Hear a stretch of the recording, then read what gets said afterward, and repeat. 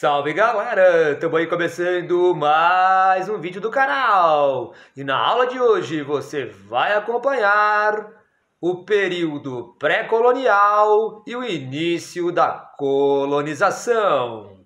Período pré-colonial e início da colonização no canal hoje. Bom, gente, começando então mais essa aulinha aí do canal e vamos começar então esse período pré-colonial como primeira parte da aula de hoje, beleza? Então, a gente tinha dito no vídeo anterior sobre a chegada do Pedro Álvares Cabral a 22 de abril de 1500, né, trazendo a frota portuguesa até aqui. Na verdade, não é? Como havíamos comentado, os portugueses ainda não tinham noção do que era esse território. Por isso os primeiros nomes para o que a gente chama hoje de Brasil, para ilha, né, terra, Santa Cruz, Vera Cruz. E só com o tempo eles vão entendendo que isso aqui é muito maior, trata-se de um novo continente. Então o Cabral não chegou com isto na mente, né? Cheguei num novo continente, num lugar... ele não tinha a noção exata. Essa era a coisa que a gente estava debatendo no vídeo anterior, do capítulo anterior.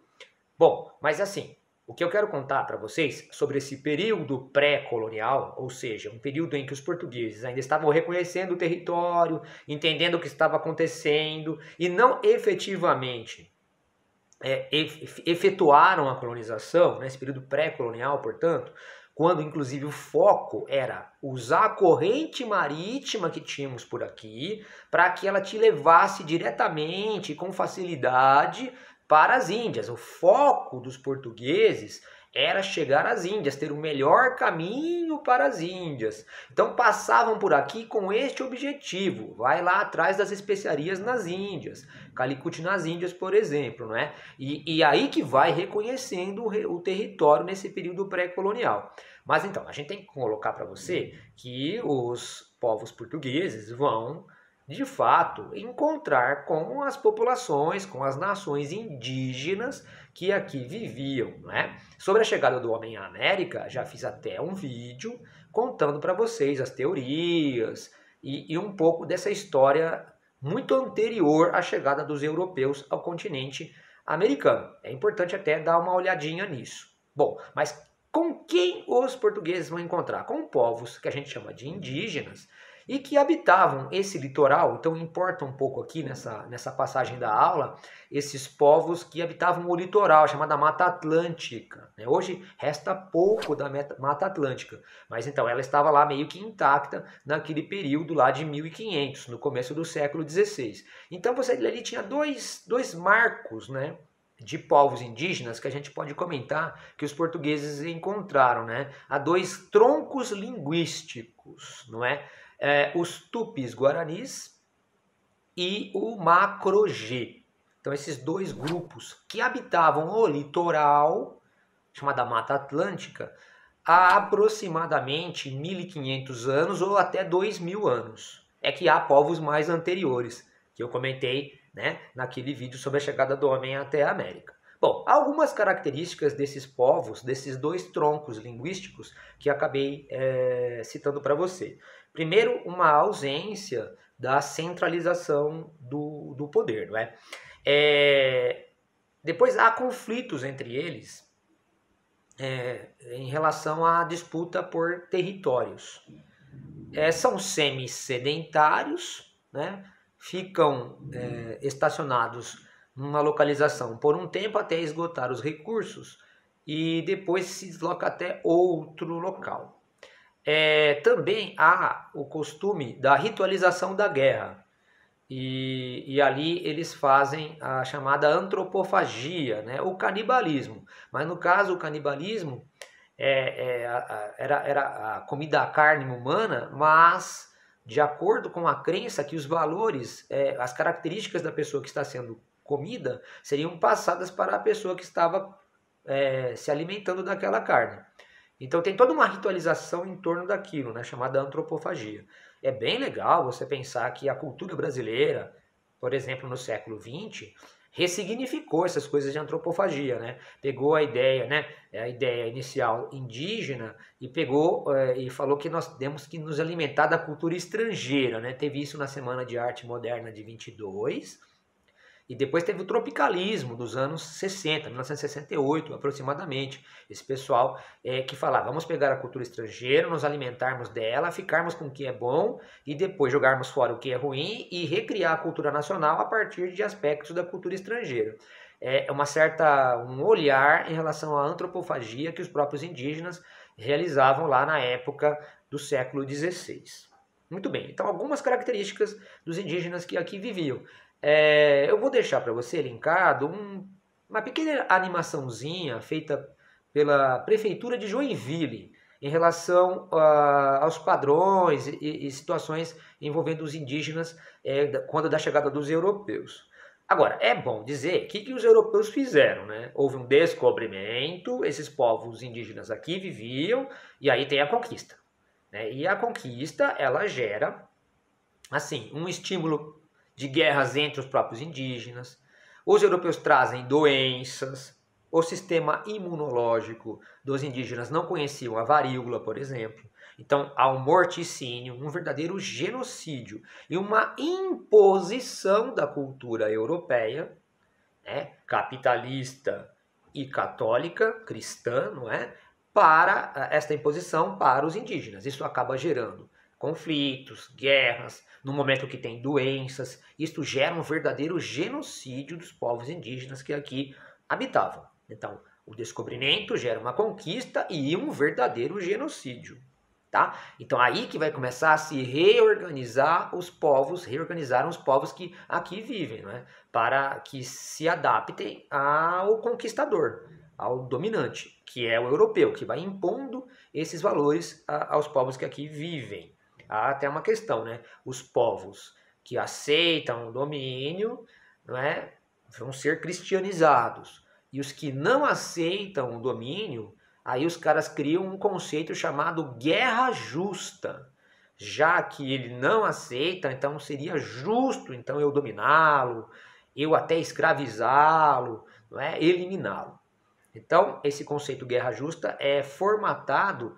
E hoje em dia a gente falaria claramente, é lógico que isso não estava na mente dos europeus do século XVI, né? Que há uma visão etnocêntrica, né? Ou seja, para os europeus o padrão de cultura único possível é o padrão deles europeus. E não é possível aceitar ou compreender o mundo na diversidade cultural. Isso não estava na cabeça dos conquistadores naquele momento do século XVI. Bom, então, este Brasil do período pré-colonial é marcado por esses fatos que acabei de dizer para você, que então vão ocorrer a partir de 1500, e o período pré-colonial ele vai ter mais ou menos 1530, quando vai ser iniciada a ideia da colonização. Há uma coisa no período pré-colonial que eu ainda não citei, que é importante, que é a extração do pau-brasil. Né? Então a extração do pau-brasil, isto realmente de fato, a partir da madeira do pau-brasil, é cor de brasa, né? Uma madeira cor de brasa. E é uma madeira mais avermelhada. E é daí, inclusive, que veio o nome de Brasil, né? Por causa do pau-brasil. E aí se utilizava, inclusive, a mão de obra indígena por meio do escambo, ou seja, você oferecia espelhos, colares, não é? Quinquilharias aos indígenas em troca da mão de obra, deles cortarem a madeira e levarem até as embarcações portuguesas para que eles levassem essa madeira da qual eles iam tirar o tingimento, a cor vermelha que era tirada. O tingimento vermelho encontrava bom preço na Europa, porque a cor vermelha era uma cor da roupa dos nobres, então valeria até a pena para os portugueses. É interessante pensar até a questão do ponto de vista, né, de cada um. Você pode falar assim, nossa, o cara fazia todo esse serviço por causa de um espelho, por causa de um pente. Nossa, então os portugueses enganaram os indígenas. É que os indígenas olhavam para essa situação e falavam assim, nossa, os caras vêm aqui só para pegar uma madeira, mas não tem madeira lá na casa deles, que bobo eles são, porque a coisa mais fácil do mundo é encontrar uma árvore. Então veja que cada um tem um ponto de vista sobre essa situação, não é? Bom, Agora, vai começar a colonização, né? Por que os portugueses resolvem, então, de fato, agora, abandonar a ideia de que o Brasil seria apenas uma feitoria, um entreposto comercial, um ponto de passagem, e agora vai ser colonizado efetivamente? É que a situação vai mudando a partir de 1530. As especiarias orientais vão entrando em declínio na Europa, o seu preço vai diminuindo, uma vez que, inclusive, saturou, né? É um excesso de especiarias na Europa, o preço vai baixando. Então, essa saturação torna o negócio um pouco atraente. Ao mesmo tempo que eles têm a notícia que os espanhóis descobriram ouro lá na América Espanhola. E também o rei da França, o Francisco I, acaba se manifestando assim contrário ao Tratado de Tordesilhas e acaba dizendo o seguinte, olha, é o seguinte, não adianta dizer que o território é seu. Se você não ocupar, eu, rei da França, posso lá e ocupar, né? Usar o direito romano, chamado uti possidetis, que seria, caso você ocupa, deve continuar ocupando, mas se não ocupa, outro pode ocupar, né? No direito brasileiro hoje isso se chama usucapião, usucapião. A pessoa tem que não só ser dona, mas ocupar e desfrutar daquilo. Então era o princípio do direito romano que o rei da França utilizava, justificando que ele poderia invadir. Então essas coisas somadas, né, o ouro da América Espanhola, o declínio das especiarias orientais, a possibilidade de uma invasão estrangeira, geram aos portugueses essa ideia de colonização. Então vamos para a segunda parte desta aula, que seria então a ideia da colonização. Então vamos montar uma colonização. Então o rei de Portugal da época do descobrimento é Dom Manuel I. Agora, a época do início da colonização, 30 anos depois, 1530 aproximadamente, é o Dom João III. Então, o Dom João III ele vai organizar esse início de colonização e ele vai criar uma expedição. Seria a quinta expedição, que essas expedições elas tinham assim, o objetivo de reconhecimento, guarda-costas. Numa delas, inclusive, anos antes, tinha vindo aquele Américo Vespúcio, que aí falou, isso aqui é um novo continente, daí que veio a América, o nome América em relação a Américo Vespúcio. Então, na quinta expedição, veio o Martim Afonso de Souza. E o Martim Afonso de Souza já tinha esta ordem do rei Dom João III de fundar aqui engenhos do açúcar, não é? E expulsar os estrangeiros. Então, nesse sentido, ele vai fundar a primeira vila, não é? A vila de São Vicente, que seria, sim, supostamente, a primeira oficial vila do Brasil, ou vamos usar o termo de hoje em dia, a primeira cidade do Brasil, assim, em termos oficiais. Há também o primeiro engenho dos Erasmos, que ele funda também ali onde hoje é a Baixada Santista. Então, esta é a ideia. É a ideia de ocupar o território e trazer a cana-de-açúcar. A cana-de-açúcar já era uma experiência portuguesa no século XV, quando eles começaram a colonizar as Ilhas Atlânticas, Madeira, Açores, Cabo Verde. Então eles iam trazer para cá toda essa tecnologia. Atenção, isso é um serviço caro, é um serviço difícil e de fato eles vão precisar de uma associação com um capital holandês, tá? Para implantar os engenhos de açúcar por aqui. Então a ideia é a montagem de um complexo açucareiro. Esse complexo açucareiro, então, ele tem uma associação com um capital holandês. A gente fala holandês para simplificar, para você entender. Na verdade, né, há então empresários, investidores lá de Amsterdã. O Estado Nacional Holandês só vai surgir a partir de 1648, ainda não chegamos nessa data. Bom, aí qual que é o modelo de cultivo que eles vão tentar implantar aqui para racionalizar e trazer o maior lucro? É o modelo da plantation. Então, plantation pressupõe ser um latifúndio. É igualzinho eles faziam lá em Cabo Verde, né? Nas Ilhas Atlânticas. Latifúndio, trabalho escravo, produção voltada para a exportação e a monocultura, um produto só que seria a cana-de-açúcar. Então, sobre o trabalho escravo. O tráfico negreiro, ou seja, o tráfico transatlântico, já existia para as Ilhas Atlânticas. Ou seja, você vai na África, compra os escravos e os revende para os produtores de açúcar. Então eles vão trazer esse modelo para o Brasil. E vão ampliar sobremaneira o tráfico transatlântico e torná-lo assim um negócio extraordinário, né? Agora, inicialmente vão tentar utilizar a mão de obra indígena. Assim, durante o século XVI, houve toda uma escravização indígena. É que ela vai sendo substituída por esse tráfico negreiro. E a razão principal é o estímulo da coroa portuguesa ao tráfico negreiro, uma vez que, de fato, ele é mais lucrativo. Não é? Todo um capital que está aqui na colônia sendo investido no açúcar será transferido para fora da colônia e a coroa portuguesa pode abocanhar por meio dos impostos, das taxas e dos comércios em relação ao tráfico de escravos vindos da África. Se você escravizasse apenas os indígenas, esse capital não iria para a metrópole, certo? Muito bem. Agora, lógico, tem a questão da igreja. A igreja se colocava como a catequizadora, né? Ia catequizar os indígenas, então ela se colocava contra a escravização dos indígenas.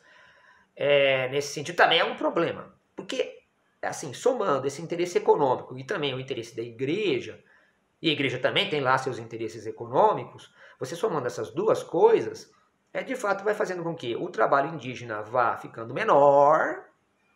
E, de fato, a predominância, quando a gente começa o século XVII, já é uma predominância do trabalho do escravo negro, né, do tráfico negreiro, do tráfico transatlântico, que vai se transformar, de fato, num dos negócios mais lucrativos de todos os tempos, a partir dos portugueses. Bom, então este é o complexo açucareiro, né? A ideia de plantations de cana-de-açúcar com financiamento dos comerciantes de Amsterdã, para iniciar essa colonização. Agora, há um modelo administrativo que deve ser destacado aqui para vocês, não é? Qual que é o modelo administrativo? Inicialmente, então, o rei vai criar aquilo que se chamam capitanias hereditárias. Então, a partir de 1536, aproximadamente, você já tem as capitanias hereditárias. Aquele mapa famoso, né, de capitanias hereditárias. O que eu aconselho o aluno é pensar de que aquele lá é um mapa inicial e tal, que as coisas não ficam estagnadas para sempre daquela forma. Mas era a ideia de 15 faixas que seriam entregues, então, a 15 capitães donatários, né, dessas capitanias ali. O capitão donatário, então, teria, né, um código de leis que ele deveria seguir aqui, o chamado foral, não é? Não fica achando que isso é suzerania e vassalagem, tá? Isso já é um sistema capitalista. Os caras vão administrar em nome do rei. Essa capitania é do rei. É que dentro da capitania vai ter uma sesmaria, ou seja, uma fazenda, um pedaço de terra, que aí sim é propriedade privada do capitão donatário. Mas de qualquer forma, gente, o lugar aqui é tão desconhecido, tão difícil ser ocupado, né? Tão longe da dita civilização, que das 15 capitanias, apenas 12 pessoas em Portugal acabaram aceitando essa missão aí. E desses 12, olha, nem metade veio tentar.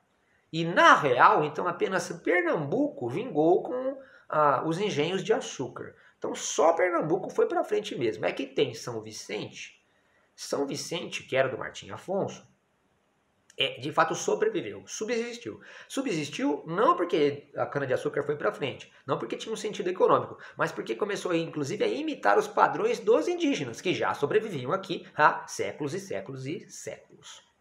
Bom, então o sistema de capitanias ele não foi lá muito vencedor, porque só tem uma lá indo para frente. Por isso que o rei de Portugal, a partir de 1549, nosso Dom João III, ele cria o sistema de governo geral. Então, o governo geral seria a ideia de que tem uma capitania, que é a Baía de Todos os Santos, e que ali vai se fundar uma capital, que é Salvador. Então, Salvador é fundado em 1549 e vem para cá o primeiro governador geral, o Tomé de Souza. Então, vai ser o cara que vai inaugurar lá Salvador a partir de 1549. Bom, é interessante dizer que, de fato, embora haja um governo geral, o poder era exercido nesse início de colonização por meio dos governos locais, dos governos municipais. É daí que vieram as chamadas câmaras municipais. Né? Uma vez por ano se elegiam alguns dos senhores de engenho, dos líderes locais, dos latifundiários locais, para governarem os municípios, as municipalidades, não é? Então esses caras, inclusive, eram chamados de homens bons, né? Governavam a região, o local, a localidade, por meio das câmaras municipais. De fato, é o poder mais forte do início do Brasil colonial, porque assim, não há muitas comunicações e o poder é exercido localmente. Então isso, inclusive, cria a ideia de que os líderes locais realmente têm um poder muito ampliado, uma vez que o rei ou o governador geral não está vendo muito bem o que ele está fazendo ali. Certinho? Bem, e daí então, se a gente vai continuar contando para você a história do Brasil colonial, nós vamos começar a falar para você a partir do próximo módulo, do próximo capítulo, da próxima aula sobre a União Ibérica. Beleza? Então, muito obrigado por assistir essa aula até agora. Aproveita, deixa seu like, se inscreve no canal, compartilha, ativa o sininho e tamo junto!